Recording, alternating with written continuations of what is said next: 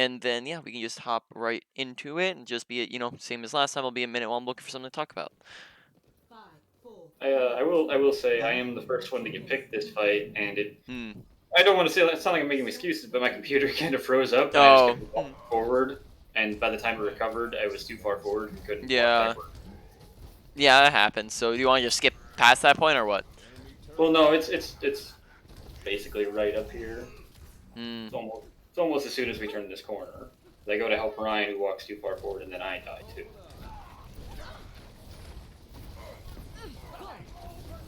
Because he charges in after the bubble, and I'm like, okay, I'll go help him out with the shield, and then I just kept walking because my computer Um. froze. And I'm like, Hmm. oh, what the hell? Oh, that sucks. Alright, so we get res, which is... And then Reinhardt dies as a result. Alright, but it's still winnable. We're only down 1 right now. And we're even, like, even then.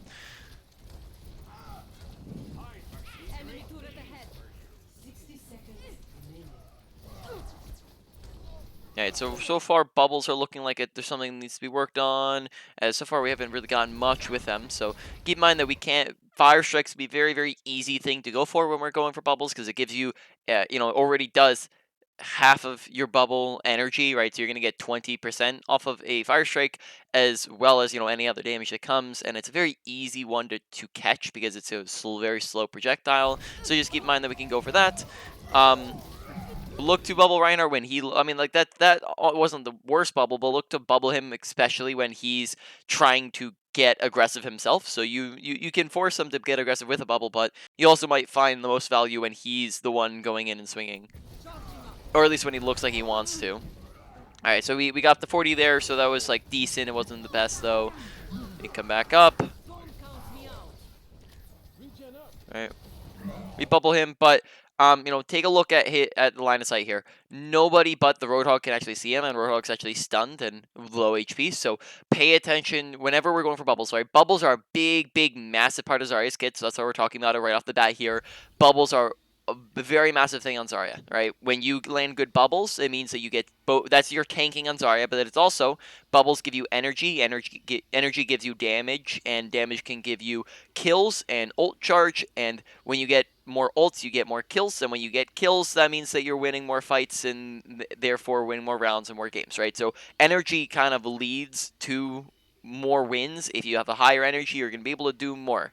Now, here we're kind of starting off at low energy, and how we look to get more energy is we get better bubbles. So now, now that all that's out of the way, we'll talk about how do we get good bubbles. Well, you use bubbles when people are shooting at you, right? That sounds like a simple concept. But if people cannot see the person you're bubbling, they cannot shoot at them. If they're not looking at the person you're bubbling, they can't shoot at them. Also, they could be looking at you and still not shooting. So we want to be bubbling when we see people looking at us and we know that they're shooting at us, right? So that's why projectiles are so easy to catch because they can't, once you shoot out a projectile, you can't, it's not like you can retract it. You can't bring it back. So Ryan Fire Strike, very easy to just eat up that, right? That's a big one here. Also, just make sure that when you're bubbling someone that they're not sitting behind cover, right? Cover usage is just going to ruin a bubble because, if he was right here, that might be a different story. Like, or maybe like right here, this might be a different story because now a bunch more people can see him and shoot at him. But he's right here, so one single person can shoot at him, and he's already, 1 HP and stunned, so he's not really going to do much to that. So we just want to make sure that we're, bubbling people when we know that they're going to be taking damage, and that's how we're going to get good bubbles off. So 14 energy off on that one. This one, I think we play a little bit passive when we go for it, if I remember right. So we bubble, and then notice how we just instantly kind of back up, right? Even though we still have half of our bubble left, right? So if we're trying to get energy off our bubbles, we can be, sitting up here. We can even play a little bit more. You don't want to play super aggressive, right? Because you saw how that happened before, like when we kind of ran into them and died. But, you can push forwards and be a little bit more aggressive when you have your bubble. This actually kind of not forces them, but it encourages them to shoot at you, and it means that you're going to be, and you're walking into where Reinhardt can actually swing on you, and that encourages them to actually shoot at your bubble, and then you can just back up when your bubble's down. But here we kind of back up halfway through our bubble, and then now we've used 2 bubbles there and ending at 19 energy, and you're going to be doing a whole lot less with 19 energy than if you got 80 energy out of those 2 bubbles, right? Big, big, massive difference. Alright, so we bubble him there. See, it's kind of same position, but we got a little bit more out of that. That wasn't the worst. Oh, unfortunate sleep. That was a good bubble, right? Because Reinhardt's brawling. He has Reinhardt swinging on him, nanoed Reinhardt swinging on him, right? Multiple people can see him, right, and look at him. You have Anna, Ryan, Brig, right? Hogs coming back soon. That was a good bubble, right, out of the ones we've used so far. Good bubble on this one too, right? And then now you see we're at 100 energy and we're just going to be shredding now. Okay, right, we'll maybe talk about this, but like we'll see. I'm gonna see if there's anything else we can take into the training range before we go over it. But we're right clicking a little bit too often here, and we'll talk about when you should be right clicking versus left clicking.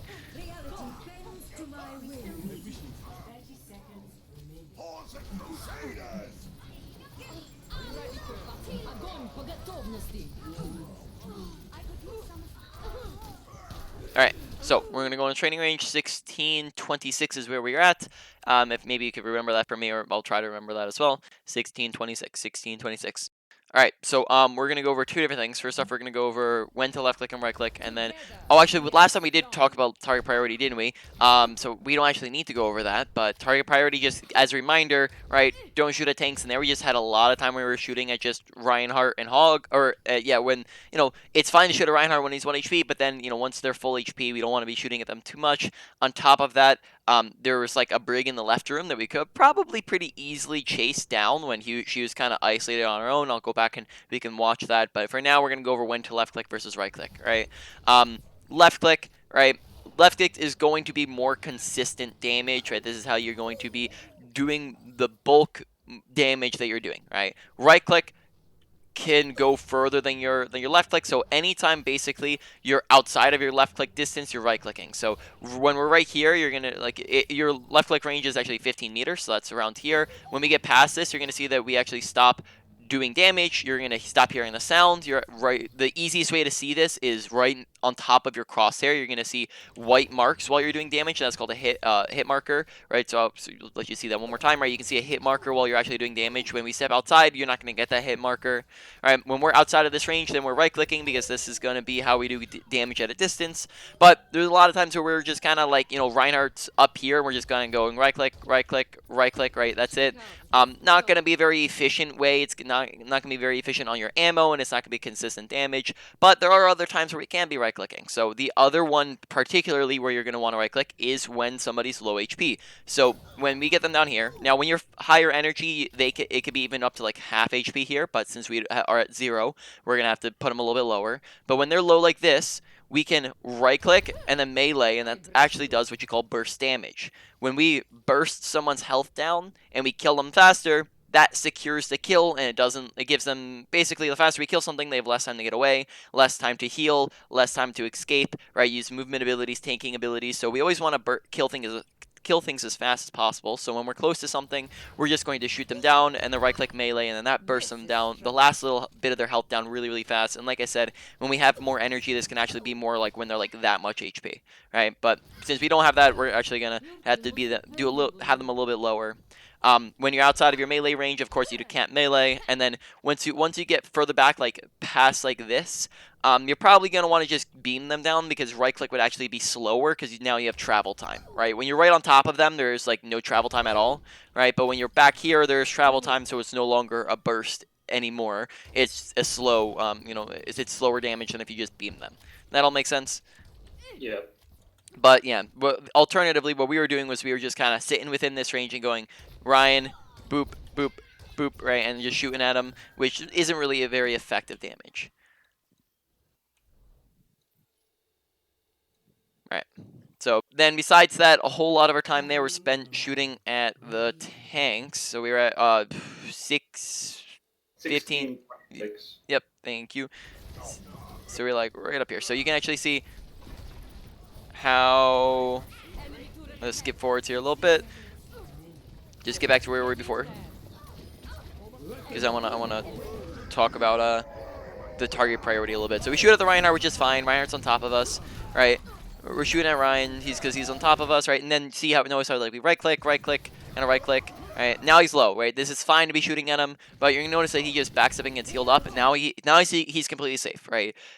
He's no longer should no longer be our main priority target because he's being healed up by Ana. He's has a shield in front of him. He has cart. We don't have any other teammates on him. But look at Brig. We're actually shooting at Brig at the moment, and Brig walks into left room on her own. Hog walks out a second later, and now Hog's not there. So Brig is now on left room by herself. Where if we just go boop, right, it's like surprise Brig, right, we could just come up here. We can actually like body block her in the doorway, right, or something. We can just push her very easily. We have 100 energy in our entire team right here with a wall. This is such an easy kill if we're going for the break, right? But instead, notice what we do with our target priority is we keep shooting the hog, right? And then Brig comes out, we're still shooting at the hog, right? The hog we grab, okay, but then we can't really shoot. Our team can't really capitalize on the grab too well because Reinhardt's dead. So just a lot of tank shooting when we had an opportunity on the Brig there. Yeah, we just didn't take it, right? And then, like we talked about before last time, that means that we just don't get anything accomplished when we could be shooting at the right targets. Okay, good bubble.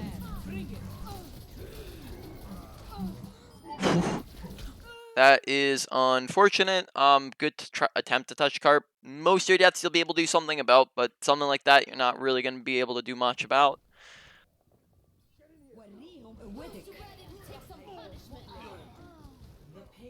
All right, so we're in overtime, right?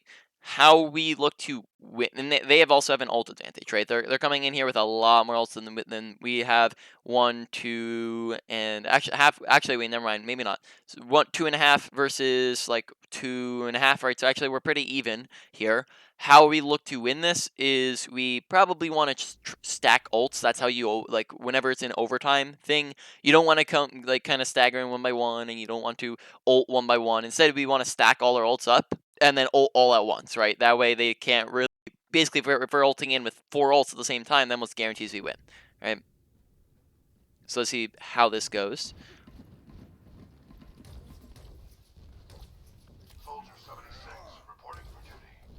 Alright, right now, whenever at 0 energy, our number and priority is getting energy up. Nice bubble. Alright, so bubbles are looking a little bit more consistent now. So, beforehand, so maybe now, instead of just bad bubble usage, we're looking at more inconsistent kind of on the scale. But notice here how we're actually pushing forwards when... Oh, actually, wait, never mind. I kind of got that wrong a little bit. But we're pushing forwards a little bit past our team before they're a little bit ready, especially like the Baptiste here. So we just got to be a little bit careful. I thought they were further back there. But not too far forwards, but maybe could have waited like an extra second. Good bubbles.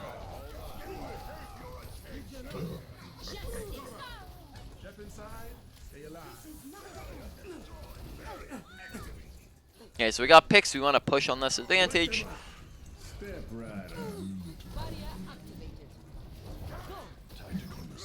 Yeah, we're playing a little bit too passive at the moment. Notice how this is a right. We talked. We talked about watching Kill It Feed last time, right? I'm pretty sure. Yeah. No, did we not? Yeah, we talked We about it didn't. last time. I just not doing a good job here. Yeah. So here in this instance, right, it's a 6v3, and in this instance, we have a very insane advantage. And also on top of that, Reinhardt's 1 HP, Hog's half HP, right? We should basically be like inting in. Oh, I don't know if you know that term, but like basically running in on top of them, right? Like we don't have should not have any fear at the moment because we almost are guaranteed. There's like a 95% chance that we win this fight at this point, and the faster we win it, the better, because it means that they can't just keep staggering in, and it means that the faster we capitalize on this, the less time they have to heal or to, like we said, like the less time they have to, get a pick maybe. So we want to finish this fight fast. Yeah, we're kind of like sitting in the back. We didn't push forwards, and then it's fine. We won the fight anyways. All right.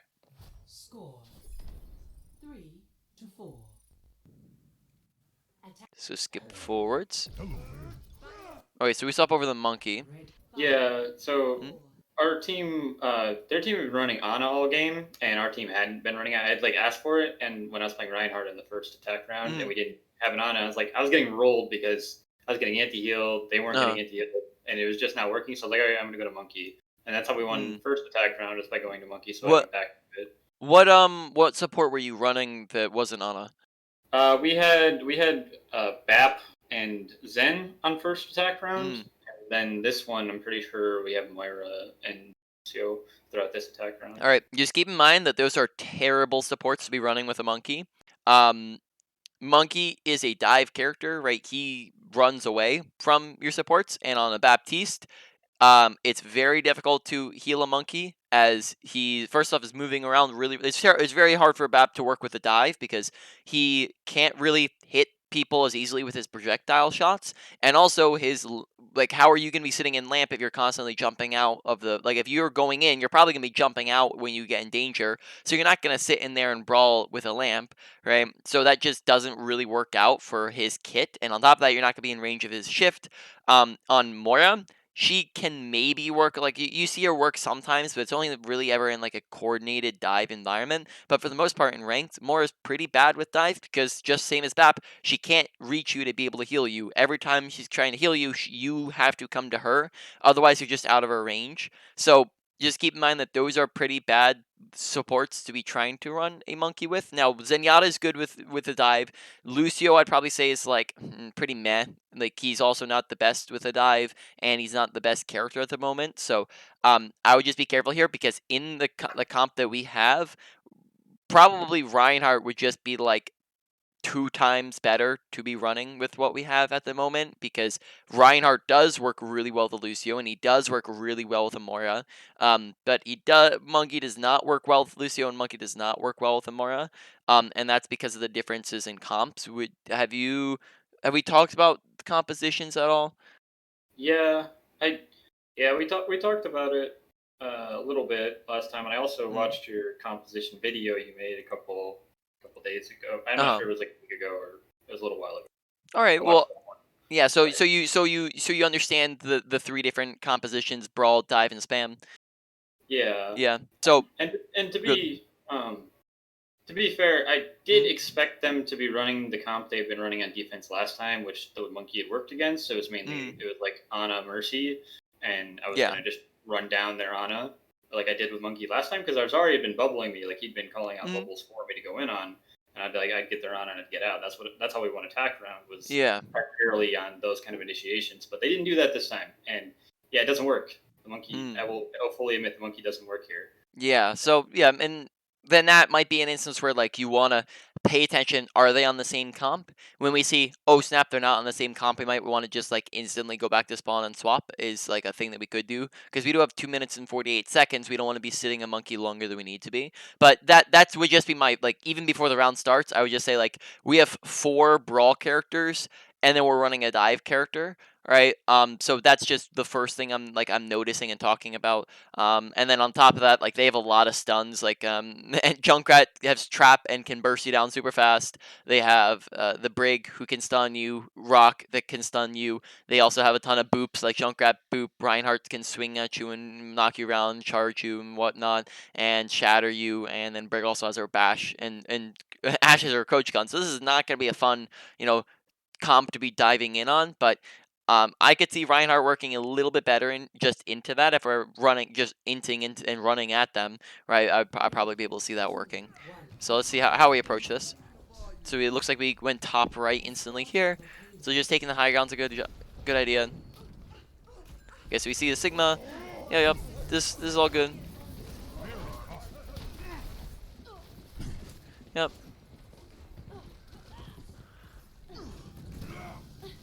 Oh, I think we got booped there. Well, I thought the Ash was staying, and she backed out when I Mm, jumped. yeah, that's fine.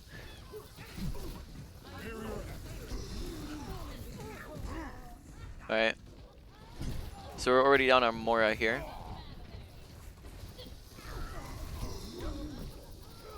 Okay.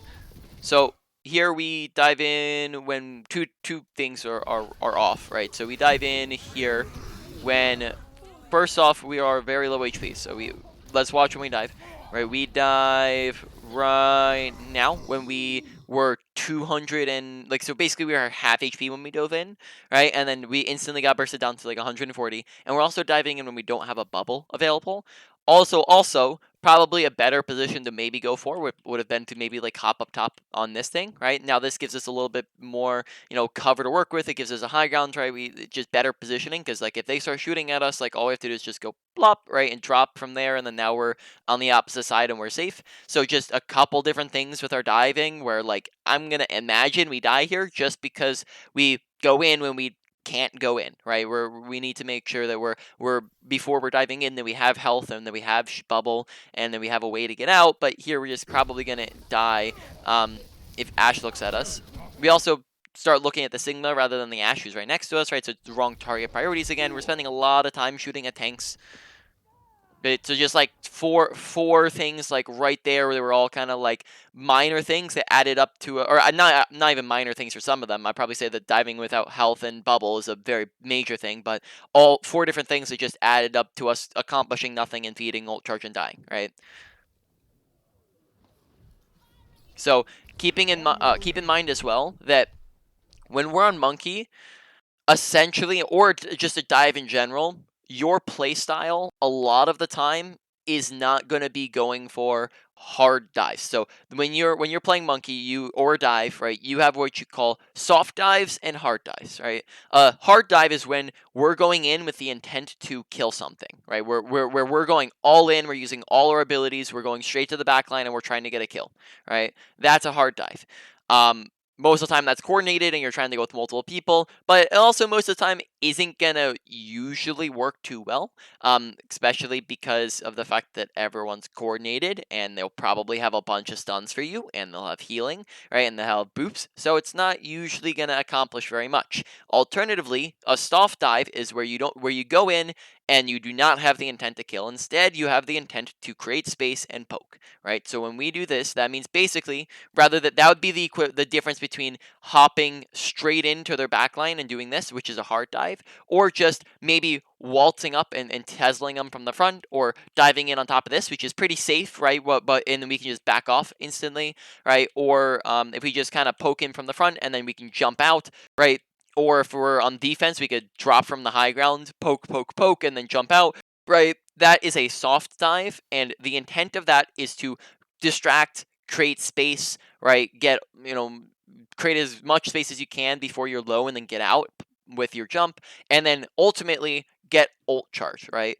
Now when you can hard dive, right, you're looking for an opportunity. When you see someone who is out of position, when you see someone who's low, when you see somebody, or when you have your ultimate, you can hard dive, right, because that's a get out of jail free card, right? You can just pop your ult and then you're good. That's why you soft dive until you get your ult, right? And then by that point, hopefully other teammates will have their ult as well, right? That will allow you to boop them all out of position, right? Do stuff. But it looks like we're initially going for, so I'm not saying you never hard dive. I'm just saying that we don't want to be like basically going for hard dives at the very beginning. So look to just poke and get your ult charge and look for an opportunity before you're hard diving. Does that make sense? Kind of on the play style end. Yep. Yep. All right. So here we're coming back in. Now they have some people on high ground, so we might want to take that. Yep, you see them. They're back. So yep, good decision not to go in. Sigma's up top. We can probably body block him from getting away. Very, very nice. Oh, he rocks us. And Monkey.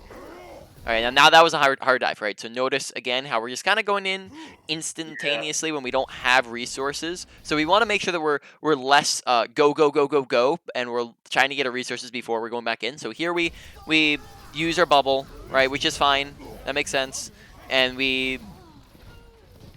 which actually maybe even not necessarily needed. I think bubble. The only thing bubble would have done there is if maybe we bubbled to like so he didn't get healing or something of that sort.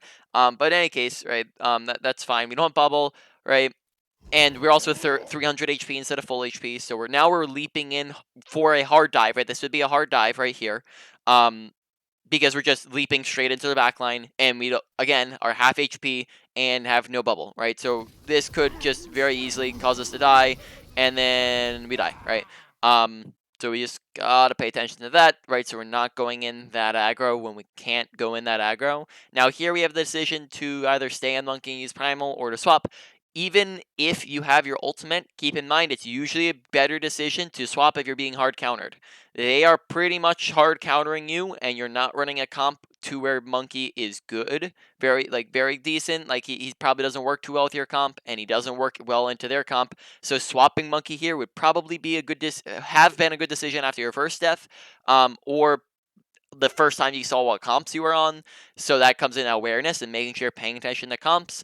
And then at this point, it'd still even be a good decision, even if you have your ultimate to swap. Does that all make sense? Yeah. So I'd probably say just the fact that you're on Monkey here is a big disadvantage. But we'll still go, like, you're still on Monkey, so let's still go over what we could be doing even if we were trying to force Monkey here. So here, Ash comes up high ground. We could potentially... Yep, we're going up. Good, now we're... Here, we just want to get healed up real quick, probably, because we're sitting at 345. We could just drop, get healing, but it's fine because we have our ult, so we're going in hard. Drop your bubble, right? Good.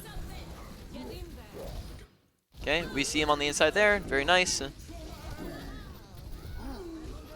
Pretty good. Okay, yeah, Mercy escaped somehow there. So let's see, how'd Mercy get out there? I think we had her in there and then she flew out. So possibly we could have tried to keep her in there a little bit better. So the problem there was we kind of leapt in to the left and then that let Mercy get out. Just, if we know that they're trying to get out to the right door, maybe try to body block a little bit more so on this side, right? So you might not even, like, if you're jumping, make sure you're jumping in this direction, not coming in on this angle, because now that lets Mercy get out for free. Whereas if we're right here, now we just pummel Mercy back into the corner and then we get 2 kills rather than 1 kill, right? So again, this is slightly kind of positional almost, because we're on the left rather than just in the front here, and then that means that Mercy gets out for free when this could have been 2 kills versus 1 kill. But besides that, it wasn't the worst. I like the target priority here, how we weren't just booping Reinhardt. We could have very easily just sat on the Reinhardt there the whole time. Unnecessary jump, we just kind of left like an inch, and then that meant now we're out of a jump to get away. Keep in mind on Monkey, you're using your jump. Let me think about this real quick, because I don't coach Monkey that often. So I don't usually. Sometimes I have the wording down, but on Monkey, you're jumping to get out almost probably just as frequently as you're using jump to get in. Whereas here, we're almost exclusively using like 90% of our jumps to get into the fight. Most of the time, a good Monkey player is going to be using like about 50% of their jumps to escape. Whereas here we kind of keep going in, and then you're seeing how that results in a whole lot of deaths. Here that jump didn't really accomplish anything. We didn't do any damage with it. We didn't really cover any distance, and we just ended up wasting it. And you want to be real careful, because that's potentially a jump that could get us out here, and then that stops us in if we're losing this fight and we see, oh snap, I'm the only person alive besides Hanzo who's 1 HP, we could use this jump to maybe leap out to the high ground and not feed them an extra 500 HP, right? That might be a smart decision to make, right? And that also might not stagger you further if you're escaping, which you probably could here. So again, just keep in mind that we don't always have to use jump to go in, and jump very often actually should be used to get out as well, because that gets you like out of all the jumps we've had, almost all of them have been in, and that also means that we're not giving supports ult charge, right? That us getting out, going in, doing damage, and then getting out means that we're giving our team more ult charge. It means that we stay in the fight longer. It means our whole team's getting more ults, and we create space, whereas so far we haven't really done very much of that. So we die as a result, right? Maybe that wouldn't have been a one fight, but we'd have been able to escape there at the very least. Unfortunate jump. And then we finally swap. Yep. Just 2 minutes too late, right? That's a good swap. It just happened way too late, and then that was the big problem, right?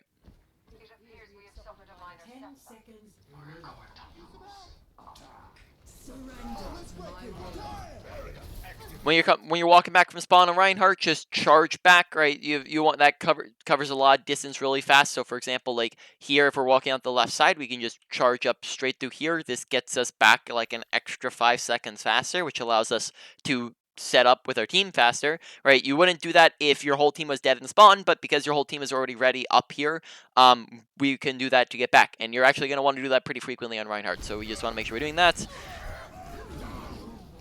unfortunate. Look to counter charge him there, right? That probably gets him killed there, but we can also charge backwards here. I think, actually, never mind. We're trying to keep Cart, weren't we? So we probably don't want to charge him backwards, but definitely counter charge. So after you pay very close attention to Reinhardt's when they're, because if they charge and we counter charge, that's going to stop him from doing damage to our team, as well as the fact that if he's further in, like how it works with counter charges is if whichever, like, it's putting both of you on the ground, whichever Reinhardt is further into the enemy team is going to be the Reinhardt that dies. So here, if we countercharged him when he went in aggro, right? Imagine we countercharged him right there. Now this means that he's basically in the middle of our whole team, and it gives them time to stand up, right? And he's on the ground, and they can't really kill us because we're on the other side of cart. So that's just an example of something we could be doing there.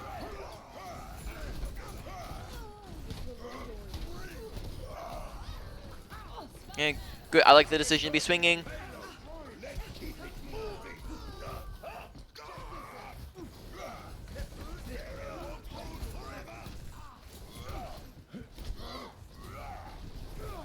Oh, if only the fire strike landed.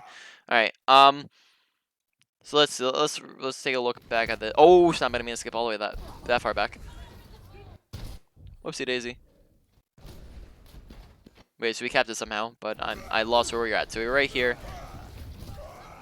Yeah, okay. Junkrat killed us from behind. That was a pretty tough situation. Maybe that we did need to get that aggro potentially, because you see here how like you have the closer spawn, so you're getting people back anyways. Had we played passive here rather than aggro, we probably could have just shielded, sat behind cart, waited for our team to get back, and then now we have the advantage, right? And then now we can push, right?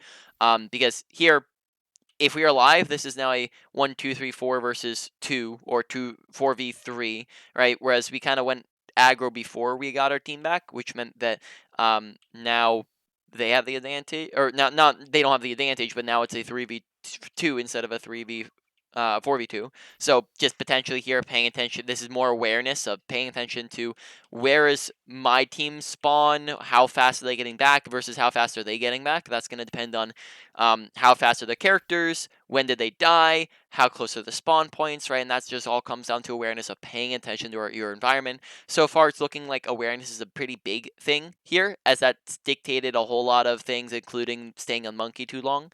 So just making sure we're paying attention to our environment here, that potentially dictates our aggression, and then if we have better aggression there, that could end up keeping us alive in the fight longer. All right, so there we just blew 3 ults, so that's pretty unfortunate. Now they're going to be coming in with a bunch more, and right, so now we just over-ulted there. We used 1, 2, 3, maybe 4 if I don't know when Bap used his, but now they have 1, 2, 3, 4. I think Right. I think it swapped to Bap. Just swapped. Okay, yeah. So in any case, we use 3 ults there.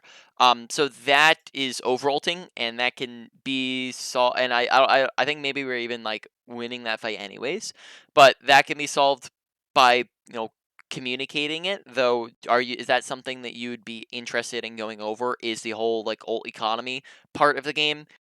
No, I feel like I have a fairly decent grasp on it, but I just honestly it's overtime, and I wasn't in chat. I was kind of demoralized from just frankly how poorly I'd been playing that game. So I wasn't really talking in chat. The only people talking were Zarya. Zarya was the only one in who was talking at all, and he called to do the grab blade because it was the only way to cap at that point. They thought the Hanzo used his ult. I don't know. I think he used it late. Is kind of what happened there. I think he just sort of grabbed and just fired the dragon.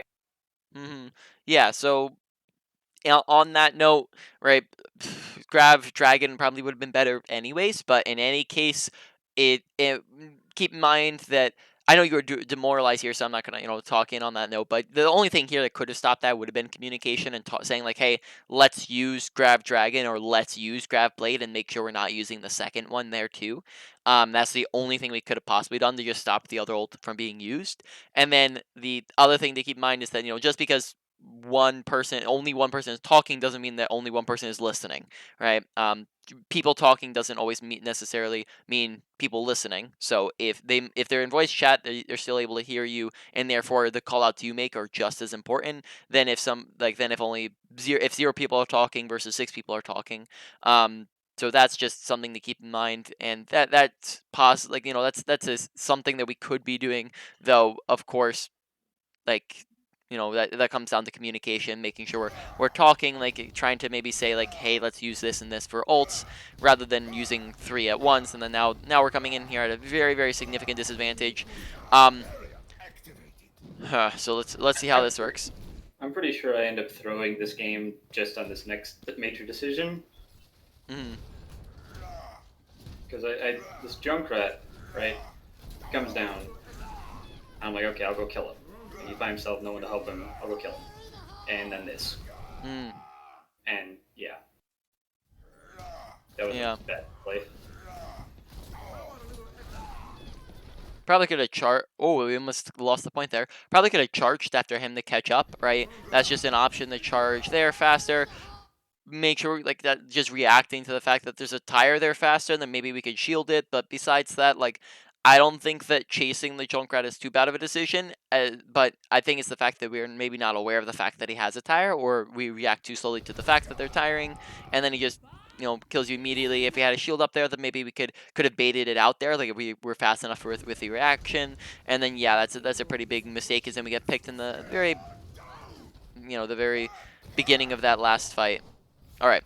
So, would you like to go back to the beginning of that? Yeah, if you want. Yep, we can go back to the beginning portion. Alrighty. So Kind of. we're on Orisa. Do you want to go over Orisa, or do you want to skip back, or like skip around? We play. So we. I'm only on Orisa for this first push. Mm. They run us over, and two of our people get picked, and then they just run the rest of the team over. All right. One thing I would mention is the fact that it seems like we're swapping around very frequently in this game. Like we were on Orisa, we were on Monkey, we're on Zarya, we're on Reinhardt. Um, are you like how much did we talk about that last time? Is trying to. I mean, I wanted to Mm, run Rhine, but like I talked about earlier, our mm, supports were just not being able to deal with the anti healing, or frankly, keep up with Anna's just pocketing.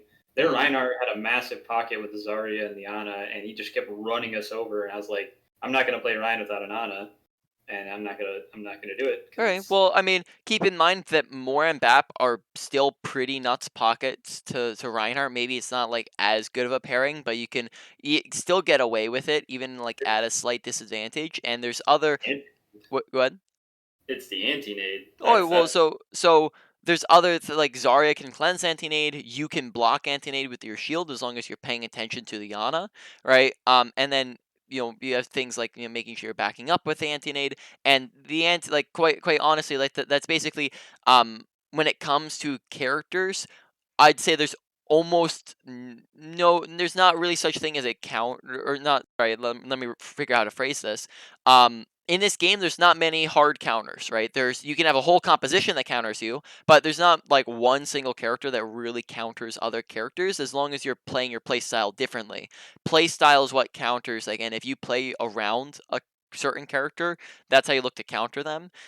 So like if you're struggling with an Ana, it's more about playing differently than it is about just swapping completely. Though if their entire comp counters you, or your character doesn't fit in with the comp you're running, then of course that's different.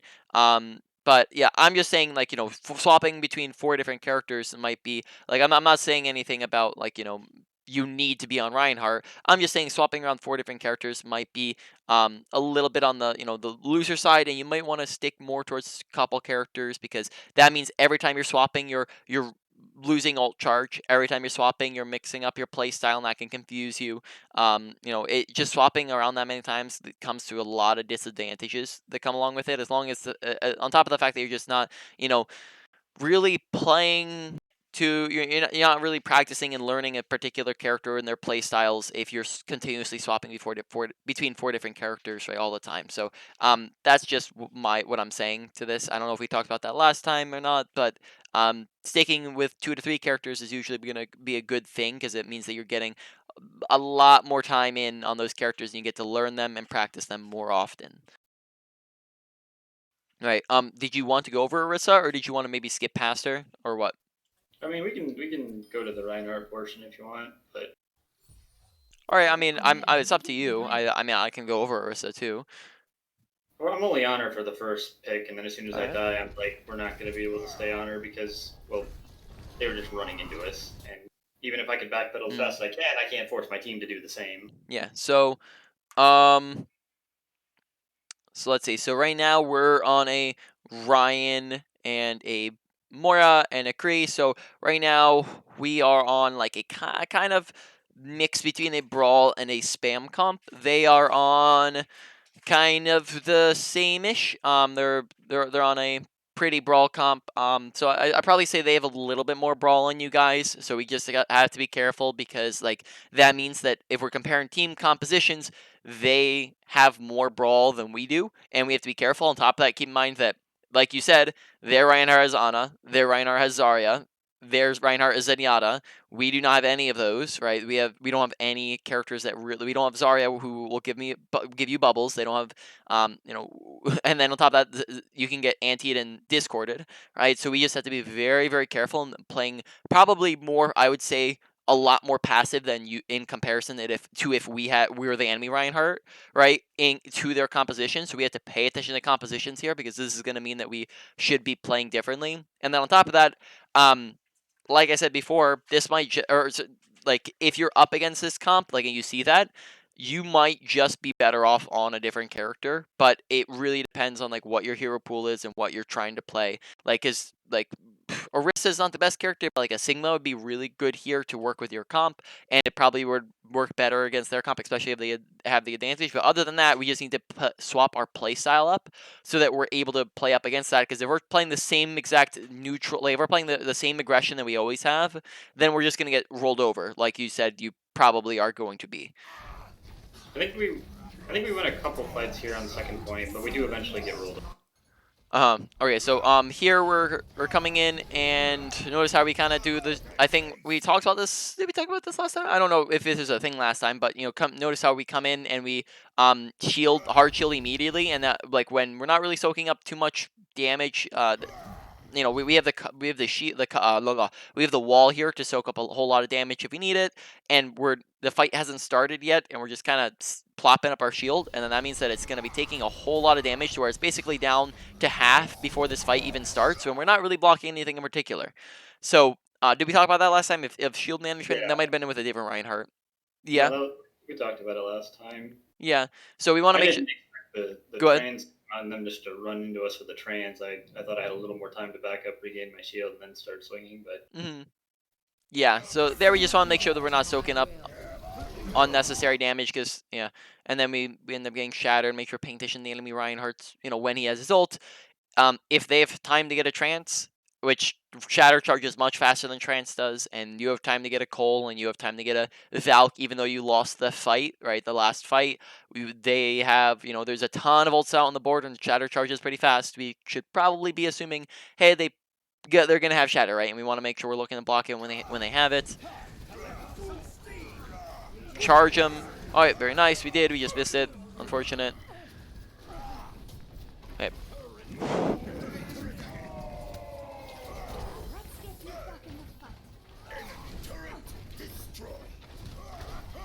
Okay, like they were using the corner, though we stopped paying attention to their health bar there. We just want to make sure we're paying attention to our health. So we're and again being extra careful because we don't have supporting characters like they do. Reinhardt has a ton of characters that pairs well with him.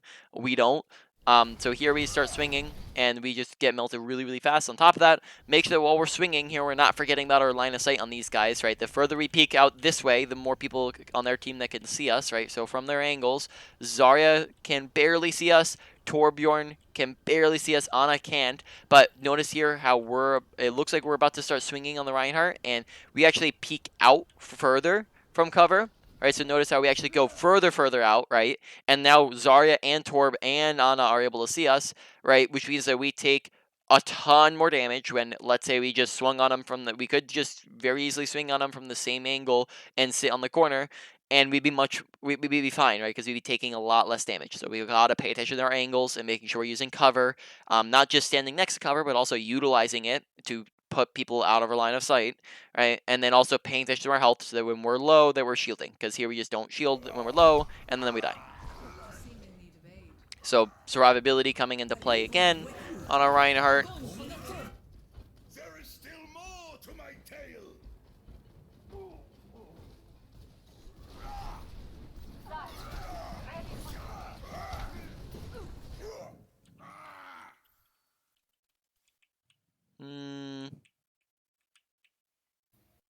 Alright, so this isn't the worst time to be getting aggro, because we do have 3 teammates alive. They're pushed pretty far forwards. I'm just analyzing the situation right now. Alright, we can go back. I was just trying to see how many people they had up. So that was actually a pretty good time to get aggro. Yeah, Reinhardt Shatter. Why do we know he has Shatter? Because we died. They won the fight, therefore he did a lot more than we did. Right? He was swinging on more, he did more. Therefore, even though he used Shatter more recently, he's gonna have it again ahead of us because of the fact that he did more. So we compare his Shatter to our Shatter. How much did he do versus us do? He did much more, therefore he has Shatter. So we want to make sure we're paying attention to it and watching out for it. And then, oh, very nice, we got him. Probably peek and Shatter this. Oh. 0-0-0-0-1. Maybe try to touch that slightly faster, man. It was mainly the Torb was sitting on top of the choke, and I didn't want to walk through it too early and just get melted. Yeah. So I waited as long as I could. Yeah. So here, like when we had, like, especially if we walk out while we have shield, we could probably make that. Like, especially like notice here, like if we're being aware, there's actually no Torbolt right on this part that we could just walk through, right? So that actually wouldn't. I think that we could actually fit through that anyways. But in any case, right? When when it's getting that low, we might have to go for it. And I think we have enough health, and we can just walk out with our shield here to where we should be fine. But yeah, just because you see how like the Torbolt, look how we just walked through that, and it's not even gone yet, right? We just kind of walked through it and took like maybe like 50 damage max from it. So if you're just paying attention, like if we're gonna be able to make it, then you might be able to get through that faster. Maybe touch without 0.1 seconds, which is just almost like lucky, right? Really massive Shatter. Good job paying attention to the fact that they didn't have Orion. Maybe getting off point here. Hopefully, you don't cap. Make sure we're not. Armor Creek killed Zarya, and she was the only one I saw back behind me, so I kind of figured it was okay.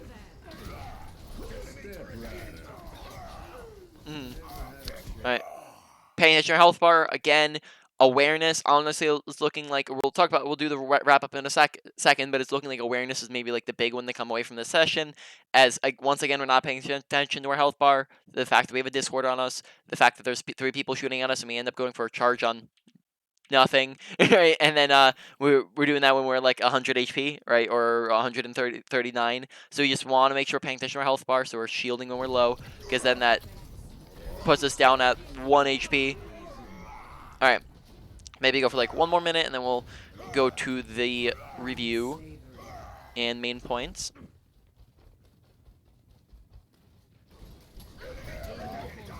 Oh, good job, Reinhardt.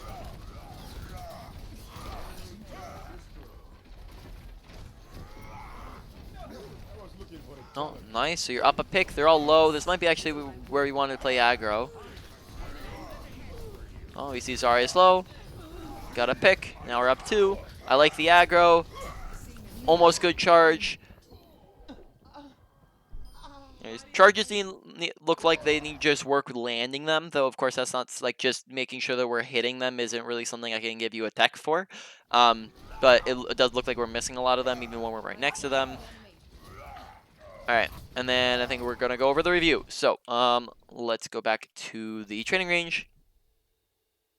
Alright, so we went over 3 different characters there, so I guess let's start on, we were on Ryan, Monkey, and Zarya that we went over at least. So Reinhardt, right, make sure we're not walking into fights, starting with abilities, right, make sure we're not walking into the fights with our, shield just sitting there, up, right, that way we're not just coming into the fight with half shield, right? We want our shield to be available for the fight. Besides that, charges, like we're just missing them a little bit too often. We're hitting them too often, so we want to make sure we're focusing on that. No problems with our fire strikes at all. Shatter, I saw one shatter, so we did really good with it. So we just keep that up. That was really great. So let's just say ults in general. Let's see. I'm trying to think through this. So Zarya one we didn't get anything with, but it was pretty fat. And then did we ult on yeah, we used one monkey ult and we did it decently. Honestly, ults look pretty decent during that game. Didn't really have too many problems with them. We didn't hold on to them. We didn't use them in won or lost fights. We used them at the beginning of fights, right? So ults not really a problem. Good ult usage, right? Moving on to, I guess there's no mechanics on Reinhardt, but there are some of the other characters, so we'll skip that for now. Target priority, though, in that category was something that we did talk about, making sure we're, again, not swinging on, shooting at tanks, but we're shooting at DPS and supports, especially when they're an option. We can go on them. So there's some times where we just, had them as options and didn't go for them. Besides that, moving on to positioning. Positioning, honestly wasn't too bad. Sometimes where we just want to sometimes we play next to cover, but just make sure that, it's not about just playing next to cover, but if we're not using it, then we're wasting the positioning, right? If we're never using it, then that's not something then it's really not using the cover at all, right? It's better to be here than up there, but if we're right here and we never actually duck behind the cover, then the cover didn't do anything at all, right? So make sure that we're putting people out of our line of sight and when we don't want to be taking damage, especially when we were talking about before on the Reinhardt, and when we were swinging on the Reinhardt. And then now awareness, the biggie that got us into a whole lot of trouble in a lot of different areas. So, number one, health bar watching, because we died and got melted quite a bit just because we didn't pay attention to our health, and we got shredded, and we didn't put up shield, and we died, right? We just kept being too aggro and we couldn't, and therefore we died, and survivability was pretty low as a result. So survivability, a lot of the times there came, a lack of survivability came from the fact that we were unaware. So we want to make sure we're paying attention to our health bar. When you see you're taking damage, glance at it, right? You have a lot of different indications you're taking damage. Your character's going to go, you're going to see red marks on the corners of your screen. You're going to see red marks next to your crosshair. And of course, you're going to see people shooting at you. So all indications that you need to pay attention to your health bar. On top of that, make sure paying attention to team compositions. That was a big one we talked about, right? Pay attention. Does my character work well with my team comp? Does it synergize with what we're running? Because, if we're trying to if we played a couple different characters, you might want to take a look at what comp you're running, and if you're running a monkey when you're running a brawl, or you're running a brawl when you're running a spam, right, you might want to maybe consider swapping your character so that it works a little bit better with your comp. Also, pay attention to the enemy team comp, because team comp dictates play style. When they are on a full counter dive comp, running monkey into that isn't going to work too well, right? When they're running tons of stuns and tons of damage and boops, playing monkey is not going to be fun, especially when you're not running a comp for that. So might want to consider swapping. Make sure we're paying attention faster so we can swap sooner rather than after 2 minutes, right? So paying attention to team comps is a big one. Besides that, pay attention to what else did we talk about? There's a bunch of other things with awareness. I'm just trying to think of them. I'm trying to think. Pay attention, just reacting faster to maybe a Junkrat tire, paying attention to other ultimates, so try to track ults to the best of your ability. So enemy Reinhardt Shatter, paying attention to the fact that they have Shatter because, everyone else has ults and they won the last fight, so that means that Reinhardt probably did a whole lot and he's probably going to have Shatter, so paying attention and looking to block it. And then, yeah, that is pretty much it for now. And then, so let's swap over to a different character because there's going to be some things to add on. So Zarya, make sure she's concentrating our bubbles. They were slightly inconsistent. They weren't terrible. They weren't great. We just, at the very beginning, we were struggling, and then we started getting better with them. Left click versus right click. 15 meters is left click. Past that is right click, and then if we're bursting someone down, we're going into a right click melee, right, to burst them down their health. If they're too far away, then we just go for left click to finish them off, as it takes too long for the right click to get to them and we can't melee anyways, right? Bubbles, make sure bubbling when people can actually see us, are looking at us, and we're not around cover, and they're actually shooting at us, right? Look to get projectiles as well. Bubbles feed into a lot of different parts of your kit, so really look to emphasize and put importance on your bubbles, as they are pretty inconsistent, and bubbles are really important parts of your kit. Grav is fine. mechanics, fine, no problems on like with our aiming and hitting things. And then I think that is pretty much it with our Zarya, and then target priority is just another thing we want to work on.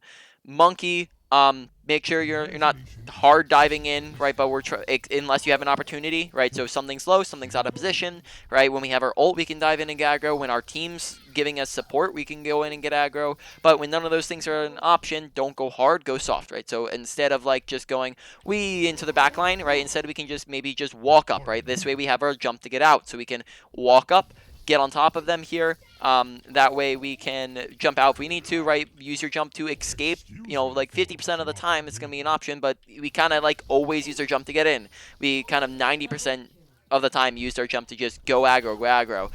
Make sure we're jumping in only make sure we're paying attention to our health bar. We're jumping in when we have health, and we're not jumping in when we don't have health. Also, make sure we're jumping in when we have bubble, especially if we're going in hard. That we're going in when we have bubble. If we don't have bubble, you can't go in hard because you're just gonna get shredded.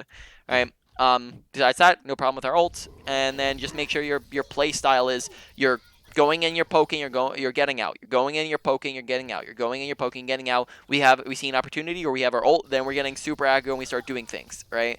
We get a pick, we start doing things, right? That's how it kind of Monkey's play style works. This is why high ground's so good, because what you can do, right? High ground's fantastic for a dive comp, because what you can do is you can just drop on top of them, drop a bubble, go poke, poke, poke, poke, poke. We're low, okay, jump back up to the high ground. Reset abilities, get health back, and then just do the same thing, right? Is you use your jump not to engage, but to escape, right? This way you have more survivability and you're staying alive longer, right? Now, main points. I would probably say that awareness is top in the charts and number 1 to work on. From there, I think number 2 is going to be ability usage. Did I say number 2? I think I said number 3. Sorry, number 2 is going to be ability usage. Number 3, is going to be. Let me think about that. Probably at. Actually, the rest of them are just like kind of tiny that all add up. So I'm actually not sure where to rate the rest. So those are the high ones. Then we have target priority that comes in. We have. Honestly, positioning wasn't that terrible, but just a tiny little bit of positioning. Ultimate usage was pretty decent, and then that I think is it. So those were kind of the ones that were kind of at the very bottom. I wouldn't really rate them at like super highly or super poorly.